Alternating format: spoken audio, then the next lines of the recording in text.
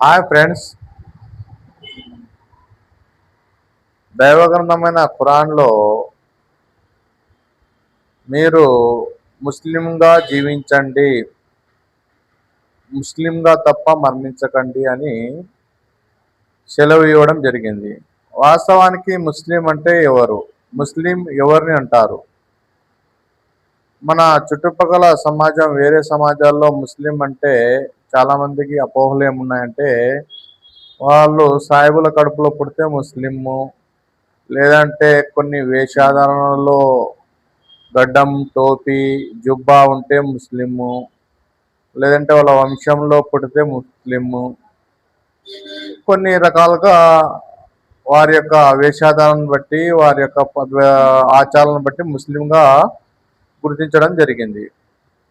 కానీ అల్లా దృష్టిలో అల్లా కోరే ముస్లిం ఎవరంటే, వాస్తవానికి అరబీ పదము ముస్లిం అనే పదానికి అర్థం ఏమిటంటే, ఎవరైతే ఆ నిజ దేవుణ్ణి గుర్తించి ఆ దేవుడి యొక్క ఆజ్ఞలను పాటిస్తూ జీవితం గడిపే వారిని ముస్లిం అంటారు. అది ఎవరైనా కావచ్చండి. దీనికి మతాలతో, రంగులతో, వర్ణంతో, వర్గాలతో సంబంధం లేదండి. వాస్తవానికి ముస్లిం అంటే అల్లా యొక్క దృష్టిలో అల్లా యొక్క ఆజ్ఞలను తూచా తప్పకుండా తన జీవితంలో ఆచరించే ప్రతి మనిషి ముస్లిమే. ఇక్కడ ఇంకో విషయం కూడా ఆలోచించాలి. అల్లా అంటే అది సాయిబుల దేవుడు కదా అనే అభిప్రాయంలో కూడా చాలామంది ఉన్నారు.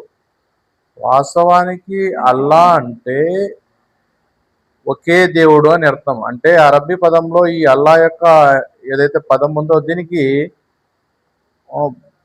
బహువచనం అనేది లేదండి. ఓన్లీ ఏకవచనం, అంటే ఒక్కడే దేవుడు అనమాట.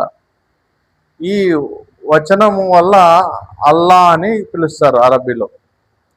ఈ యొక్క అరబీ పదాన్ని మనం అర్థం చేసుకున్నట్లయితే మనము దేవుడు కూడా అనవచ్చు, లేదంటే యెహోవా అనవచ్చు, లేదంటే ఈశ్వరుడు అనవచ్చు, పరమేశ్వరుడు అనవచ్చు. ఇక్కడ చెప్పదలిచిన విషయం ఏమిటంటే, ముస్లిం అంటే దైవ విధేయుడు, దేవుని యొక్క ఆజ్ఞలను శిరస్సు వహించి పాటించేవాడిని ముస్లిం అంటారు. కావున ఈ విషయాన్ని మీరు అర్థం చేసుకుంటారని నేను సెలవు తీసుకుంటున్నాను.